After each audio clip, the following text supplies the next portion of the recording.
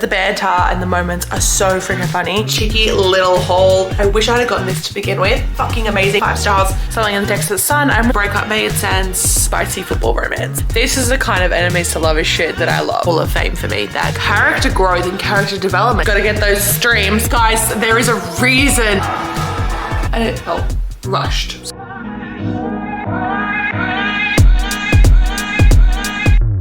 So I am 35% into Funny Feelings, which I've obviously carried over from last week because I made no progress. I read like 2 pages on Saturday and that was it.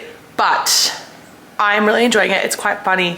We're touching on some like deeper issues that they both have in their lives and deeper struggles, which I always freaking love. But the banter and the moments are so freaking funny. Like I love Tara DeWitt and everything she puts out. So this is so good. I'm honestly obsessed. There's a reason why she's one of my favorite authors. I'm here to do a cheeky little haul. This is everything I bought in Prime Day. I did buy a couple of other things. I bought a gooseneck for my Kindle. I have bought a pop socket and a clicker, but I don't have those yet. So let's haul what I got.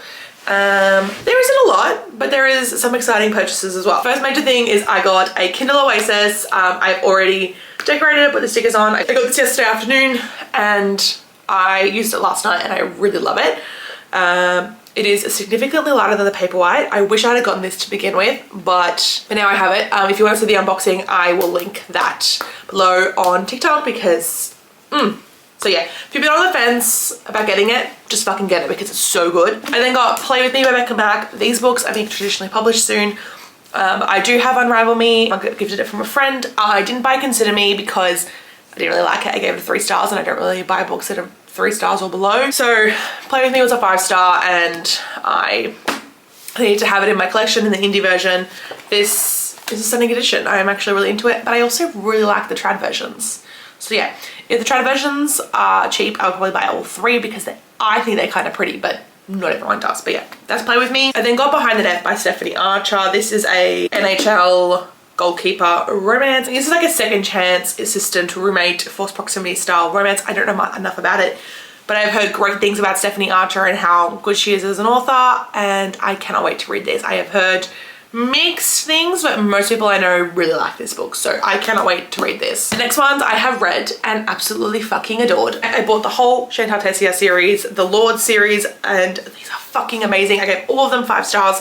Adored every single second. But we have The Ritual, The Sinner, and The Sacrifice. These are stunning. I really like them. I'm glad I read them on Kindle because these are quite weighty. They are decently floppy and the writing is quite large, but they are heavy. Like they're a heavy book to read. And then last night I finished Funny Feelings and I decided to give it a 4-star. I really enjoyed it, but it pulled more Friends to Lovers than Fake Dating for me. It didn't have enough angst for me to be like, oh yeah, I love it, Fake Dating. I don't always love Friends to Lovers. A lot of miscommunication, but overall it was a really good book, really entertaining. I basically read it in one day, so I cannot complain. And I am currently reading Something in the Texas Air by Maddie C. James. This is a second chance cowboy small town romance, obviously set in Texas. Katie goes back to her small town after her dad has an accident and she's reunited with her high school crush, and yeah, chaos ensues. I'm not very far into this. I'm only 35% into this, so still a decent way to go. I will try and read a good chunk of this afternoon, but I have a little bit more editing to do today before I can read, but that is where I'm at with this. Okay, I am 46% of the way through Selling in the Texas Sun. I'm really enjoying it. It is slightly slow burn. We're 46% of the way through and we're just having our first kiss, but I'm finding like most people wait till like 50% for there to be spice, but like I want it now. But it's fine, I enjoy it. It is definitely very good. I can't wait for the healing that these 2 characters go on. But yeah, I am now going to start Caught Up via audio. I am very excited. I want the indie paperbacks, so I'm gonna do the audio until I can purchase the paperbacks from the States. So I'm gonna do that for the next couple of hours. I might try and finish it tonight. Do some audiobooks, play some games while I listen to the audiobook, see where the night takes me. I have the whole night to myself. Okay, so I just finished Caught Up. I really freaking loved it. Easy 5-star. could maybe a 4.5, somewhere around there. I'm gonna like stew on it for a little bit before I officially rate it, but I really loved it. It was a really great ending. It did have a third act breakup. I was just discussing with my friend. I was like, it did have a third act breakup, but I feel like in this book it was necessary. It made sense. It worked. Breakup made sense, and them coming back together worked well. So personally, I think it was great and worked well. But yeah, like a lot of growth, a lot of healing.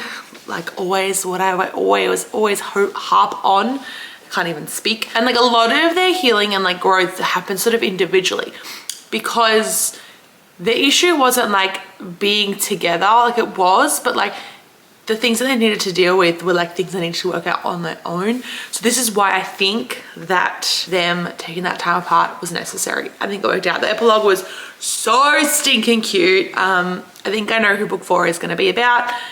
Curious to see how it goes. It is many hours later. I'm now in bed, but I am starting On the Shore by Laura Pavlov. I was supposed to read this as an arc, but never finished it in the end. I'm going to restart it now. I have the audiobook, so I am going to read this. I'm very excited because this is an enemies to lovers football romance, and with all the Travis Kelce and Taylor Swift TikToks, I am ready for a spicy football romance. So I'm going to read this and update you as I go along. The audiobook will take me like 2 hours, so I think I'm going to try and finish it before I go to sleep, but I am tired because I had a bit of wine tonight, so my bad. I am up to chapter 5, and so I'm 14% of the way through this. This could easily be my favorite in the series. This is so incredibly freaking funny. These two characters are just, oh my god, I can't. This is the kind of enemies to lovers shit that I love. Ugh, like, it's not like he enjoys fighting with her, but he's not like, she's hot. He's like, she's hot, but he's like not in love with her already. But so good. I'm gonna keep going. 51% in. They had like a little scene where they kissed, and like she got off, but got invited to family dinner because her brothers and brother-in-law are like obsessed with him, and like, you know, football, bro, chest bump, you know, whatever. And her mom is like, are you dating, blah blah blah, and he's like, I'm not dating, I'm not married. Sorry, he goes, I'm not married, but I am trying to date your daughter. She's putting up a big fight because she's a bit stubborn, which I'm guessing isn't news to any of you. I can't. This book is going down in small town Hall of Fame for me. That is iconic. So good. Hi friends, happy Monday. I'm coming to you from outside, and I'm continuing this vlog from last week. I didn't end up reading literally anything over the weekend, so here I am to continue the vlog. I don't know what I'm gonna read. I think I'm gonna read Hopeless. I think I'm just gonna get on my Kindle and buy the ebook, because I ordered my indie paperbacks from the States, which I won't get for a little while. So I'm sick of waiting. I'm gonna read that for now and enjoy that, and then I'm probably gonna read a little bit of the new Macaulay Smelter, like the novella that she released for the Wildflower Duet. So I'm gonna do that for a little bit. It is like 5:15. I'm gonna sit here until about 6 and read, because I don't need to cook and I've got leftovers, so that is what we're gonna do. Okay friends, I am like 25% into Hopeless by Elsie Silver, and I don't know how to feel yet. He's like a damaged boy, kind of like how Jasper is, but like it's not hitting me the same sexual spicy moment. And I think the thing that's going to be letting this down is there's going to be a lack of spice needed to keep this book going, unless it becomes some sort of big mystery action plot. Then I'm not sure, but I'll update you guys later on, and this is going to die, so I'll go charge my camera. Okay, I'm going to promise I'm going to give you an update on everything I've read this week, and I will update everything, but I'm like 70% of the way through Hopeless, and it's falling flat for me, and I'm realizing now the reason it's falling flat for me is because it was so slow burn. The first like sex scene happened at 70%, and then they have sex and he immediately is like, I'm in love with her. Like, no, that's not how this works. And I think the other thing is, like, we know, like, it's a slow burn obviously because they've both got issues, but not enough time is focused on their issues and their challenges and like working through them. There's not enough time focused on that. So both individually and separately. Sorry, individually and together. And I think that's my issue. Like, there's not enough character growth and character development in their romance.